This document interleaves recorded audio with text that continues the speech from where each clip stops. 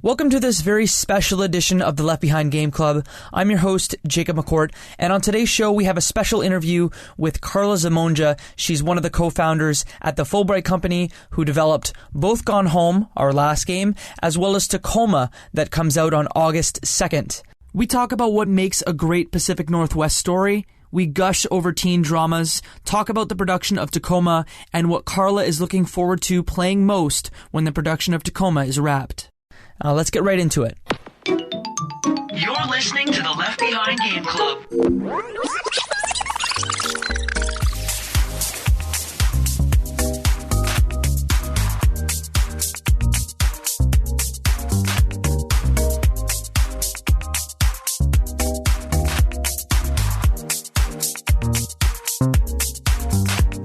So I'm sitting here with Karla Zimonja. She is the co-founder, story editor, and 2D artist at Fullbright. They have made Gone Home and Tacoma, which is coming out on August 2nd on Linux, Windows, MacOS, and Xbox One. Karla, thank you so much for joining me today. Hi. I am so excited. Just a little bit about you before I ask my first question. You worked at Turbine, Blue Fang Games, 2K Marin, on BioShock 2, Minerva's Den, and XCOM The Bureau. And I think you worked some other jobs before that in television, if I'm not mistaken. Mm-hmm. It's true. I worked on a couple seasons of Dr. Katz and the first season of Home Movies. Great. So my first question, on our podcast, we played Gone Home just a few weeks ago. Were you surprised by some of the success of your first game, Gone Home? Oh my God, yes. Yeah, totally. It was, for me, it was completely a surprise because I thought we were making, it's a small, weird game and maybe some people would get excited about it, but I did not think that it would take off. I was just sort of assuming it would be a niche little, tiny game with a tiny audience, and turns out that's not the case. Something you guys did really well on the game is you really nailed young love, and we talked about that a lot when we podcasted about it. So I want to ask you how you came up with some of the in-game notes and the scripts that really brought that time in your life to life. Yeah. So one of the things that we are super rabid about in our studio is if we don't have experience with a thing, we try our best to do our research. And so on Gone Home, we did a lot of interviewing people who had gone through similar experiences. And, we read people's live journals and we really tried to immerse ourselves in actual experiences people had had. And then on top of that, Steve met his wife, Rachel, in high school. And our 3D environment artist, Kate, met her wife in high school. And they're, both of them are still together and have been for a long time. So they had those personal experiences to draw on. And it's a surprisingly solid and doable strategy to just research the hell out of things like that, and then you get grounded, believable life stories, And were there any TV shows? I know that you spoke about personal experience, but TV shows or movies that also helped build the plot, the scripts? Yeah, we watched the entire run of My So-Called Life. Oh, that's a great show. It's really good. It's still good. It's one of those things that it's not in your brain for a long time, but then we went back and rewatched it, and it is solid. It's very good. Mm-hmm. We really liked it. So in addition to kind of nailing the young love, you guys are based in Portland. So we really came to love the Pacific Northwest setting. You had, I'm sure, a great understanding of that setting when you wrote the story. What do you feel the most important elements of a Pacific Northwest piece of media are? Interesting. So I am relatively new to the area. I've only lived here since I moved here to make Gone Home, so since 2012. And yeah, that's interesting. So Steve, my story partner and co-founder, he lived here. I think he did some college here, and yeah, his wife is from here. So I think he has way more experience with it, and he has more time spanning experience. So like, yeah, I'm trying to think what I would pull out of that. I mean, I think that so I'm from Boston, and it is living here is very different from living there, obviously. But like one of the things that stands out to me is that people here are usually genuinely interested in other people, and the friendliness level and the kind of openness is there. And so I would guess just off the top of my head that some of that would rub off on the settings. You just kind of expect people to be a little more forthcoming. Mm-hmm. I could see that fitting into the story matrix conceivably, and like also in Gone Home we took great advantage of the rain and storm what the hell am I trying to say? We The ambiance. yes, that exactly. So Tacoma, to move on to the game that's coming out in August, in just a few weeks, that is not in the Pacific Northwest. It's in space. So what were your big inspirations for Tacoma? Well, so originally when we were first conceptualizing it, it was still in the Pacific Northwest. It was originally set in Tacoma, Washington, and was going to be the story of a retired folk singer and who lived there. And we eventually realized that it was too close to what we had already made, and we needed to separate some aspects further from that, so that we wouldn't feel like we were repeating ourselves, because you really do have to kind of keep things fresh for the team when you're working on a thing, let alone, for the players. But anyway, yeah, so our inspirations were manifold, because so there are many. It's because it's a space station. There's a lot of movies you have to look at, that you have to, assess whether, even if you are not going to take elements directly, it's like you still have to know the canon in a lot of ways. Mm-hmm. So like 2001, which actually we took some experience from physics-wise. They have the station that has the centrifugal/centripetal rotational habitable area, which we are doing. And also there's just kind of a lot of like well thought out interaction or living in space aspects in that movie, which is, it's really solid. And also the corporate branding is a good inspiration. Moon is good isolated in a space facility material. Let's see. And Alien, of course. Because, and especially like specifically the beginning, there is just when the spaces are just human habitable and corporate designed, but everyone's making do, and everyone's from all different walks of life, and they all have different jobs and classes, social classes and stuff like that, and yet they all have dinner together and like chit chat and pass each other the salt and stuff. And that was an enormous inspiration for us. It's just really satisfying to see that kind of stuff happen. But you'll definitely see some markers from that when you play our game. I wanted to specifically ask you about the kind of augmented reality people that are in the game. Can you kind of describe how you settled on the design for those characters, what the inspiration was for how they looked? Because for me, that depiction was unique. Yeah. So some of it was, born of necessity. We don't have the bandwidth or budget to do photorealism.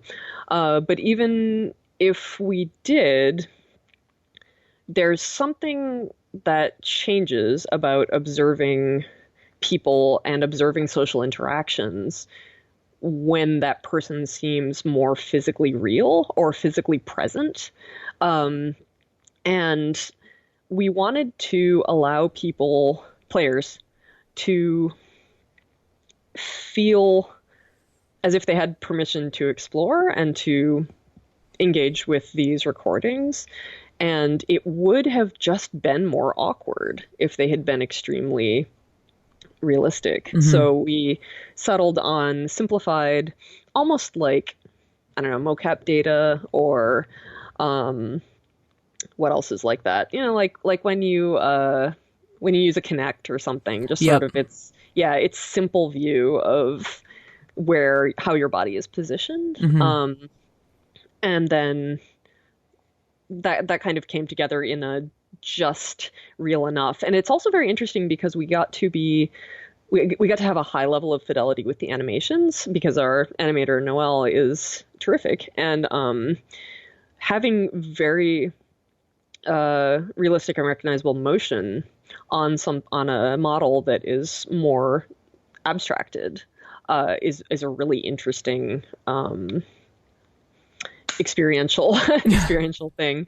And I feel like that's sort of part of our philosophy of allowing the player to use their imagination in a lot of parts of a lot of aspects of our games. And it's like we give you a certain amount and then you use your imagination for the rest. And I think that ties in pretty well to the AR figures. Mm-hmm. With those AR figures, I believe all of them are voiced.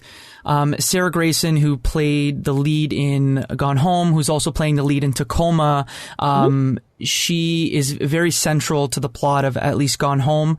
I want to ask, how closely tied are you guys to the voiceover recording process? Because so far the stuff that you've done has been phenomenal. Oh, yeah, we are. Do you mean how involved are we? Yes, in the production. Okay. Oh, heck yes. Yeah, no, we do all that stuff.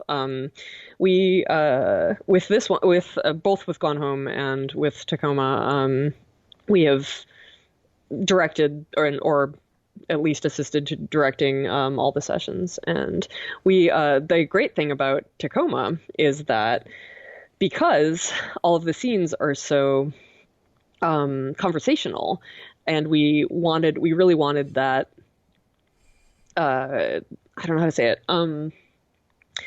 We really wanted that verisimilitude in people's conversations where they could really be replying to each other in real time with exactly the right tone of voice that you would reply with. Mm-hmm. And that stuff that, those small subtleties are often lost in traditional video game VO recording process, because often you record one character at a time in a booth alone, and you can read lines to them, but there will always be, or you can replay lines if you're lucky, if another character has already been recorded that they're responding to, but there will always be a little bit of drift. And we were adamant that we wanted the conversations to be as plausible and to have as much real life to them as we could have there be. And so our voice director, Mike Surix, came up with this whole setup where we recorded all the characters' ensemble all together in one room, and we had to mic them up on their foreheads because that was the least rustly part of their bodies. And they all straight up walked around and did approximate actions that they would be doing in the scenes, so that you could even get those little bits of you're crouching down, so your body's a little compressed so you don't breathe as deeply and stuff like that. Even stuff like that is present, and all of the conversations are just they're very lifelike and believable, because all the actors just got to bounce directly off of one another, and we are so excited about that. It just feels like it's such a it's not an easy process, but gosh, is it worth it? It's just you get so much from the actors. It's great. I just have two more questions for you. The second to last question, when Gone Home came out, a lot of people questioned, is Gone Home a game? A lot of people called it a quote unquote walking simulator. And your co-founder, Steve Gaynor, gave a talk about this a few years ago on the subject. Do you feel that people playing games have changed their tune about these quote unquote walking simulators since that argument first came out a few years ago? Well, it's hard to say what everyone is doing. But I mean, I definitely feel that we have seen more influence coming from walking simulators, and they're like spread out into more AAA games also, especially because, back when Gone Home came out, there were only a few other big name similar things. There was Dear Esther, there was Amnesia and stuff that was kind of similar, and there were a few things here and there, but there weren't as many as there are now. And it is at this point, finally, the bigger studios are looking at them and going, oh, actually there's something cool in there. I see that there's more to look at. You can see that this is viable financially and player interest wise. And so it is actually really cool to see some of that flavor be drawn into larger games nowadays. And so I think that it's possible that elements of walking simulators are getting more folded into other projects, which is really cool. It's really neat to be able to see that influence like moving around and like entering the ecosystem of games. It's pretty cool. So my last question before I let you go, you're either getting close to wrapping Tacoma or you may have already wrapped production on Tacoma. I'm not exactly sure. Very close. But I want to ask you personally, as production winds down, what do you plan on reading or watching or playing before you jump onto your next project? Oh, man, that's a good question.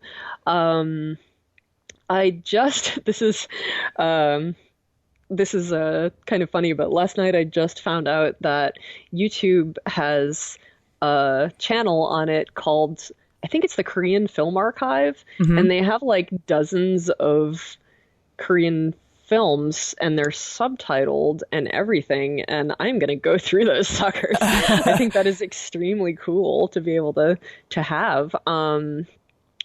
Let's see, what else do I super need to look at? I need to catch up with a lot of movies in general. I haven't been getting out to the theaters as much as I would like to. I need to see Get Out. I need to see Moonlight.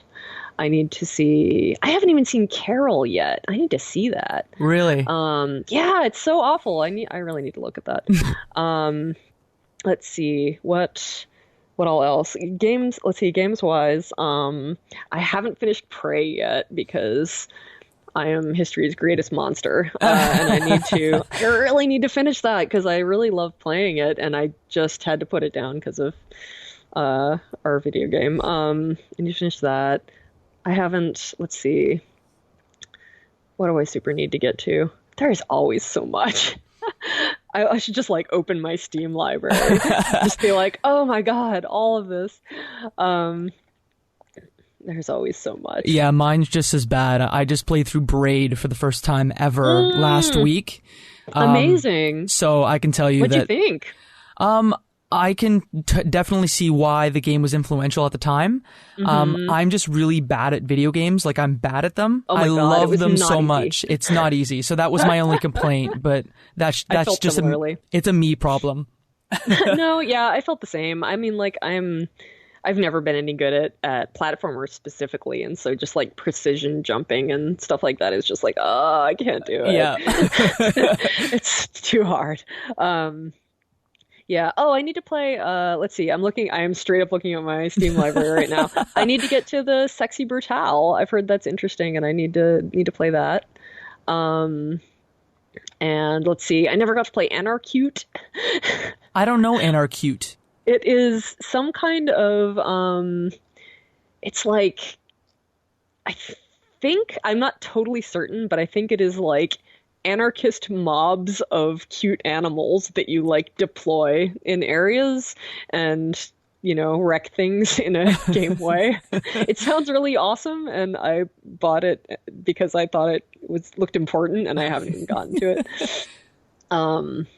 Yeah, what the heck? I've also totally determined that I'm gonna run a Skype D&D game as soon as we're done with this game with some friends. It's gonna be good. Yeah, as someone that just listened to friends at the table for the first time, I can definitely. I'm sure that's going to be a great time. Karla, I want to thank you for your time today. Tacoma comes out August 2nd, as we mentioned, on Xbox One, Windows, macOS, and Linux. Thanks so much for the time. Thank you for having me. It was super fun. And that's it. That was our very special interview with Karla Zimonja, one of the co-founders at the Fullbright Company. If you like what you heard, rate us on iTunes. You can find all things Left Behind Game Club at leftbehindgame.club, or you can follow us on Twitter at leftbehindclub. I'm your host, Jacob McCourt, at Jacob McCourt on pretty much everything. Thanks for listening.